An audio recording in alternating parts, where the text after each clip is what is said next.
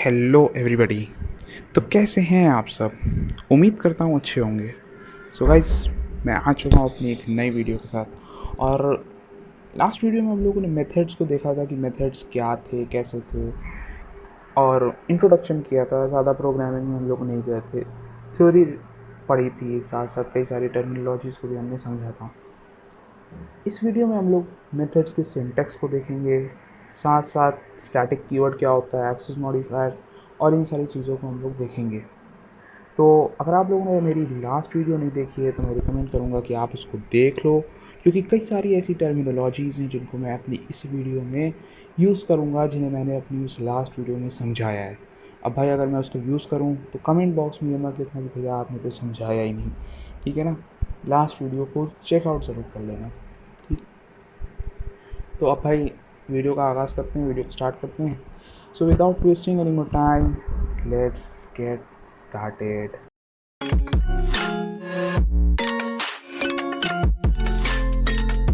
जैसा कि मैंने आप लोगों से कहा कि हम लोग मेथड्स को देखेंगे आज, और मतलब हम लोग ने लास्ट वीडियो में मेथड्स शुरू कर लिया था, हम लोग आगे की बात करेंगे। तो अब जल्दी से अपना वर्ड पैड खोल लेते हैं। वर्ड पैड खोलने के बाद हम लोग लॉगिन कर लेते हैं अपना पिक एन अकाउंट। लॉगिन करने के बाद हम जल्दी से अपनी मेथड्स इन जावा 2 वाली फ़ाइल खोल लेते हैं। ये हमारा सेकेंड वीडियो है अपनी मेथड्स वाली प्लेलिस्ट का, यानी कि क्लास 10 की प्लेलिस्ट का। थोड़ा जूम इन कर लेते हैं, ध्यान रखना पड़ता है भाई मोबाइल ऑडियंस का। और अब जो है अपना VS कोड खोल लेते हैं थ्रू फाइल के थ्रू हम लोग खोल लेंगे। फाइल हमारी है जावा इन VS कोड, और यहाँ पर हम जो है एक फ़ाइल बना लेते हैं, सॉरी वो फोल्डर है एक्चुअली फाइल बना लेते हैं मेथड्स इन जावा 2।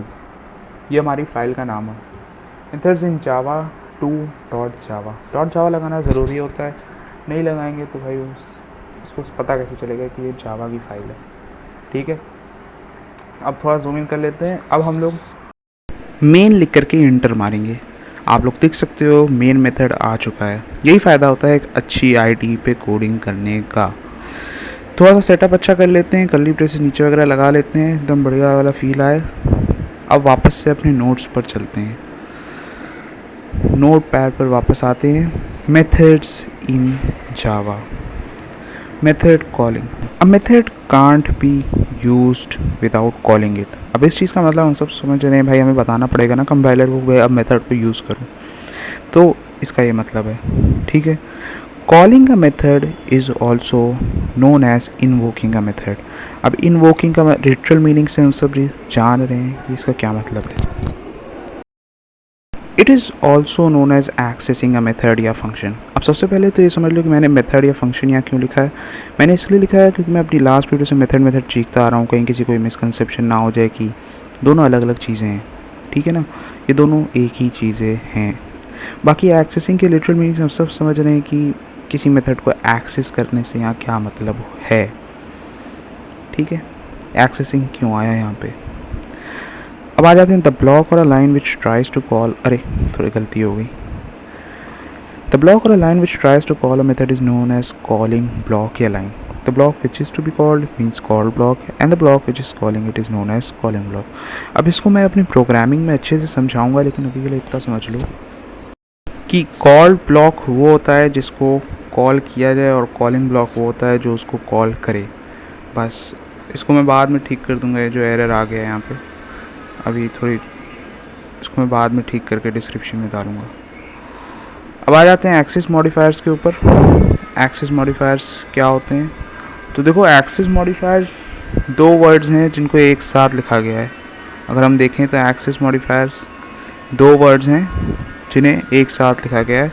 अब इन दोनों वर्ड्स की अगर हम लिटरल मीनिंग पर जाएं तो देखो एक्सेस का मतलब तो हो गया एक्सेस करना, और मॉडिफायर का मतलब जो किसी चीज़ को मॉडिफाई कर दे। तो इसका मतलब ये हुआ कि ऐसे वर्ड्स जो किसी चीज़ के एक्सेस को मॉडिफाई करते हैं, हम उनको एक्सेस मॉडिफायर्स बोलेंगे। That's it. बाकी आप इसको अपने वर्ड्स में करके ट्रांसलेट करके लिख भी सकते हो इंग्लिश में। एक्सेस मॉडिफायर चार तरह के होते हैं, public, private, protected, default. Default actually में कोई मॉडिफायर नहीं होता है। जब हम ऊपर के तीनों में से कोई ना लगाते हैं तो जावा खुद ब खुद डिफ़ॉल्ट लगा देता है। That's it. और अभी इनके बारे में ज़्यादा समझने की ज़रूरत नहीं है, ऑल्दो बुक्स में दिया होगा लेकिन आप वहाँ समझ सकते हो, लेकिन अभी समझने की ज़रूरत नहीं है। बस पब्लिक के बारे में समझ लो कि पब्लिक लगा देने से जो वो मेथड है या वो जो क्लास है, वी एस कोड में दिखा देता हूँ पब्लिक हमने कहाँ यूज़ किया है। देख सकते हो मेन मेथड पब्लिक है और हमारी क्लास भी पब्लिक है। तो इससे हो ये रहा है कि जो हमारा मेन मेथड है और जो हमारी क्लास है वो एक्सेसिबल टू ऑल है। पब्लिक कीवर्ड या पब्लिक मॉडिफायर सिर्फ ये करता है कि उस चीज़ को एक्सेसिबल टू ऑल कर देता है, कहीं पर भी उसको हम एक्सेस कर सकते हैं। अब ये चीज़ और चीज़ क्लियर होगी जब हम लोग इसको इनहेरिटेंस में समझेंगे या जब हम पैकेजेस पे आएंगे कि पैकेज कैसे हम बना सकते हैं, तब ये चीज़ें और क्लियर होंगी। अभी सिर्फ पब्लिक के बारे में समझ लो। तो यही होता है हमारा पब्लिक कीवर्ड, ठीक है। और अभी जो हम लोग मेथड्स बनाएंगे वो भी सारे पब्लिक होंगे, ठीक। तो अब हम लोग स्टैटिक कीवर्ड को देख रहे हैं। स्टैटिक कीवर्ड क्या होता है? Now static keyword is used to associate a method with the class rather than the object।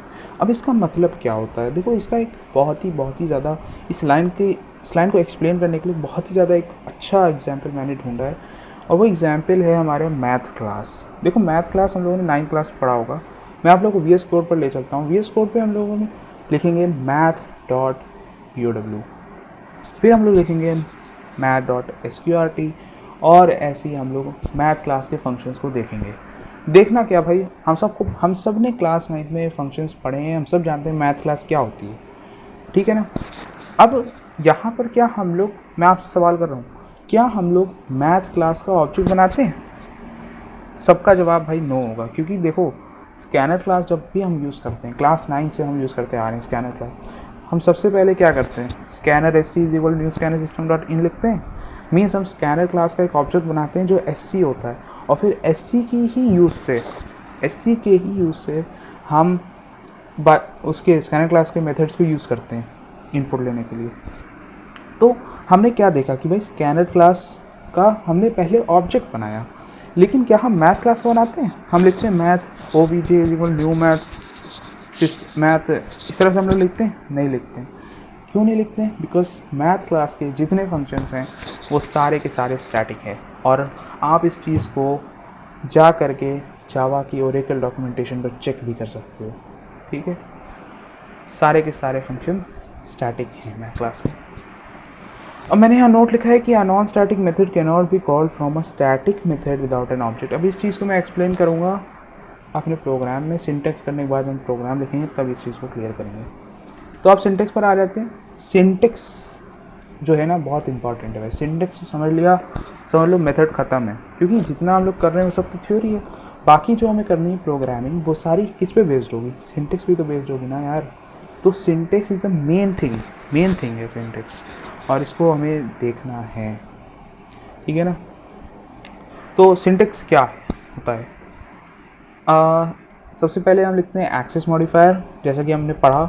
फिर हम लिखते हैं स्टैटिक कीवर्ड, फिर हम लिखते हैं रिटर्न डेटा टाइप, फिर हम लिखते हैं name of the method name भी हम लिखते हैं, और फिर हम आर्ग्यूमेंट्स या पैरामीटर्स पर आते हैं, ठीक है। आर्ग्यूमेंट्स या पैरामीटर्स। अब आर्ग्यूमेंट्स पैरामीटर्स क्या होते हैं? लास्ट वीडियो में हम लोगों ने आर्ग्यूमेंट्स के बारे में कहा था कि भाई on the basis of arguments methods कितने तरह के होते हैं, और हमने आर्ग्यूमेंट्स मतलब क्लियर हो गया था भाई आर्ग्यूमेंट्स क्या होता है। लेकिन देखो अब यहाँ पर एक चीज़ और है, पैरामीटर्स। आर्ग्यूमेंट्स और पैरामीटर्स दोनों इंटरचेंजेबली यूज़ होते हैं जावा के अंदर, और दोनों सेम चीज़ें होती हैं, ठीक है। बस थोड़ा बहुत डिफरेंस होता है इनकी थोड़ी बहुत मीनिंग में, लेकिन हम इसको इंटरचेंजेबली जावा में यूज़ करते हैं। जिस तरह हम मेथड्स या फंक्शंस को यूज़ करते हैं, इसी तरह हम आर्ग्यूमेंट्स और पैरामीटर्स को भी यूज़ करते हैं, ठीक है। अब हमने सिंटेक्स को देख लिया भाई, सिंटेक्स क्या होता है।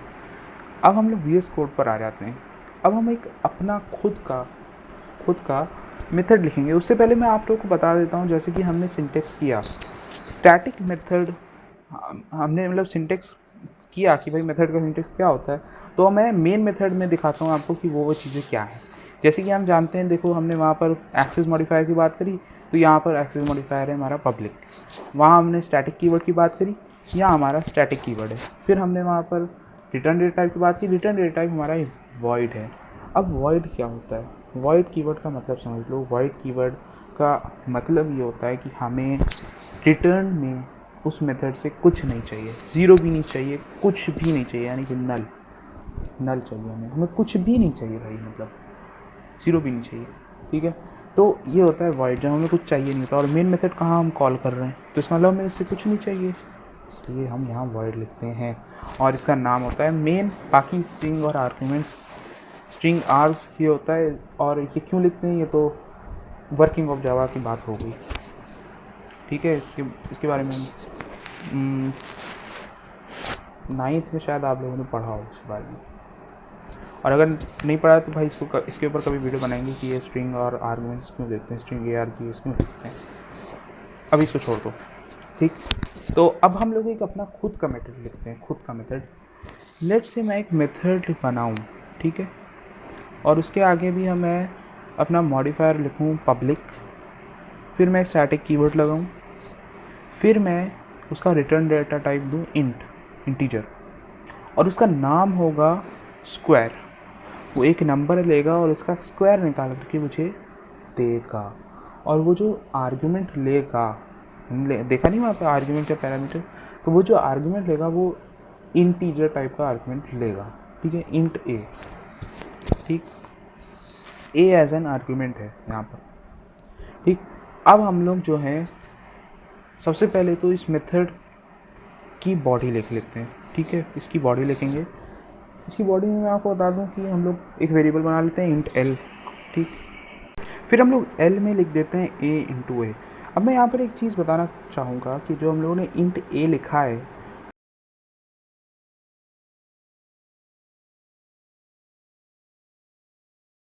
ए जो है, इंट ए जो हमने लिखा है, इसके अंदर जब हम मेन मेथड में इस मेथड को कॉल करेंगे और जो हम उसको आर्ग्यूमेंट देंगे, लेट से हम कुछ भी दे सकते हैं 5, 6, 7, 8, तो 6, 7, 8 आ करके किस में फॉल करेगा, ए में फॉल करेगा। और फिर हम एल के अंदर क्या कर रहे हैं, ए इंटू ए कर रहे हैं, मीन्स हम ए को ए से मल्टीप्लाई कर रहे हैं और हम स्क्वायर ले रहे हैं। अब हम सिंपली यहाँ लिख देंगे रिटर्न एल, दैट्स इट। ठीक है, तो क्या होगा कि हमारा स्क्वायर आ जाएगा। अब हम मेन मेथड में इसको कॉल कर लेते हैं सबसे पहले। तो अब हम मेन मेथड में जब इसको कॉल करेंगे तो हमारा मेथड, सबसे पहले हम चलो उसके बारे में बात बात करेंगे। इंट बी हम लिख लेते हैं, int B is equal to let say 5। ठीक है, int B is equal to 5 है। फिर हम C is equal to int C is equal to square of B, ये लिख लेते हैं। ठीक है, स्क्वायर ऑफ बी, सी के अंदर हम इस मेथड को कॉल करते हैं, स्क्वायर ऑफ बी, और हम सेमीकोलन लगा देते हैं और फिर सी को प्रिंट करा देंगे। ठीक है, सिस्टम डॉट आउट और पेंटेलन सी। अब इससे होगा क्या, जाहिर सी बात है, हम सबको मालूम पड़ रहा है सी के अंदर जो है स्क्वायर आएगा और भाई स्क्वायर प्रिंट हो जाएगा। लेट से इसको रन करा के देख लेते हैं क्या आता है। हमारा 25 प्रिंट हो गया। ये थोड़ा फॉन्ट साइज़ भाई छोटा है, इसको पता नहीं कैसे बढ़ाते हैं। अगर भाई आप लोग पता है मैं ऐसे पूछता नहीं है लेकिन मैं पूछ रहा हूँ, अगर भाई किसी को पता है कि जो कंसोल आता है, जो आउटपुट जहाँ पर आता है, इसका साइज़ कैसे बढ़ता है, तो भाई प्लीज़ कमेंट बॉक्स में बता दें, क्योंकि भाई मुझे पता ही नहीं चला इसका साइज़ कैसे बढ़ता है। भाई इसका जो हम प्रोग्राम लिख रहे हैं इसका साइज़ बढ़ रहा है मेरे CTRL प्लस माउस से, लेकिन उसका साइज़ ही नहीं बढ़ रहा है यार। तो भाई अगर आप लोग पता हो तो कमेंट बॉक्स में बताना ज़रूर। ठीक है, और माफ़ी चाहता हूँ भाई मोबाइल ऑडियंस से कि उनको थोड़ा दिक्कत होगी देखने में, लेकिन भाई आउटपुट आ गया है 25।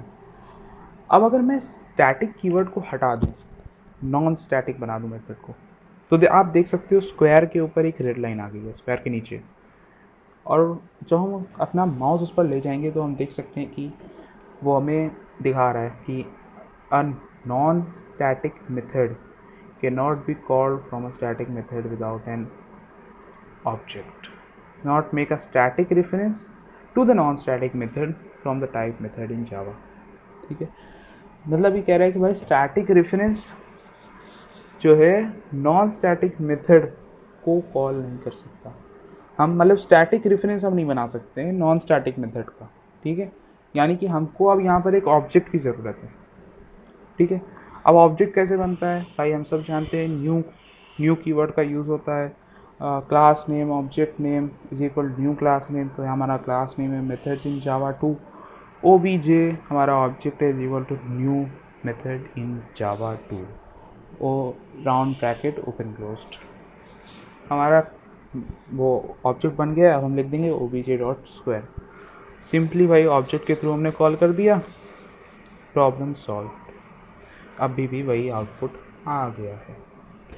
दैट्स इट, इतना ही है हमारा programme.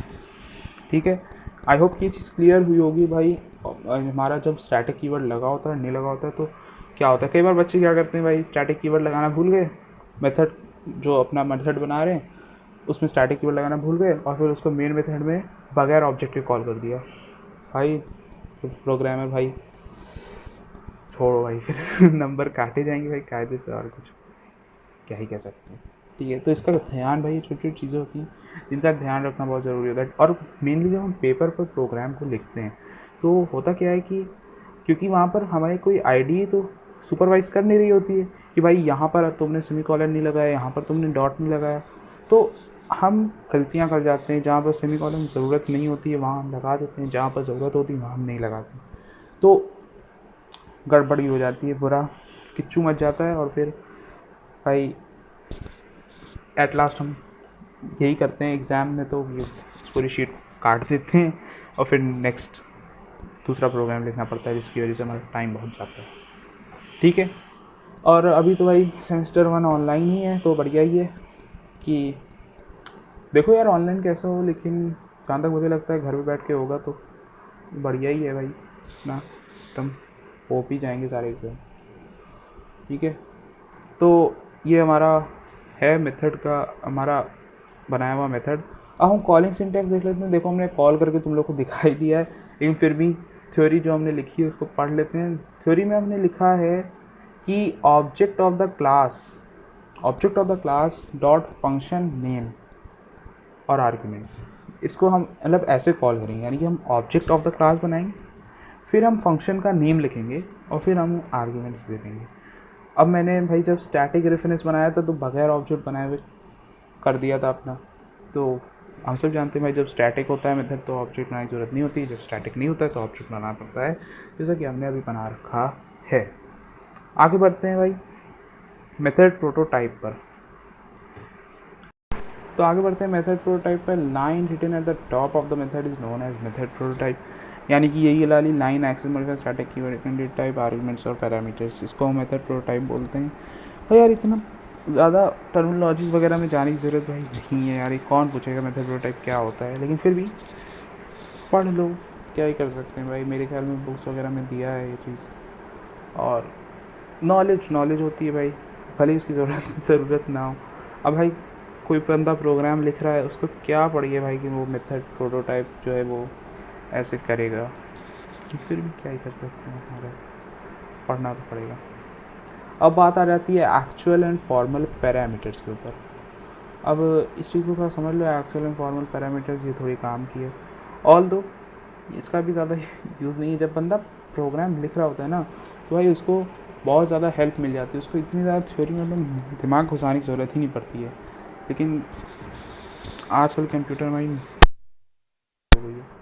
Actual and formal parameters. Actual parameter are the parameters passed by the user in the calling block. Formal parameter are the parameter which comes as a copy of the actual parameter and gets executed in the call block. इसका क्या मतलब है, देखो actual parameter वो होते हैं जो हम अपने कॉलिंग ब्लॉक में, यानी कि मेन मेथड में जो हम कॉल कर रहे हैं, यानी कि VS कोड में दिखा देता हूँ, हम जो यहाँ पे B को पास कर रहे हैं ये हमारा एक्चुअल है, लेकिन इंट A जो हमने बना रखा है ये हमारा फॉर्मल है, ये एक्चुअल में एग्जिस्ट नहीं कर रहा है। मतलब इसके अंदर क्या हो रही है, कॉपी आ रही है B की क्या आ रही है, कॉपी आ रही है, तो इसलिए इसको हम बोलेंगे फॉर्मल पैरामीटर्स। और भाई आज के नोट्स में इतना ही है, बाकी नेक्स्ट वीडियो का एक थोड़ा सा स्पॉइलर दे देता हूँ। नेक्स्ट वीडियो में हमारा सबसे पहला टॉपिक जो होगा वो होगा रिकर्शन के ऊपर, हम लोग रिकर्शन पे बात करेंगे, थोड़ा स्पॉइलर है। बाकी वीडियो अगर पसंद आए तो भाई वही सारी चीज़ें, लाइक करना, शेयर करना, सब्सक्राइब करना, और भाई अगर 2-4 बोलने हो मुझसे तो कमेंट भी कर देना। और अगर इस डॉक्यूमेंट फाइल को अपने पास एज अ सॉफ्ट कॉपी रखना चाहते हो तो डिस्क्रिप्शन चेक कर लेना, ठीक है। तो भाई आज के लिए इतना ही, मिलते हैं अपने नेक्स्ट वीडियो में। तब तक के लिए अपना ध्यान रखना, और भाई चैनल को बगैर सब्सक्राइब किए मत जाना। चलो भाई मिलते हैं ना अपनी नेक्स्ट वीडियो में, तब तक के लिए goodbye and thanks for watching.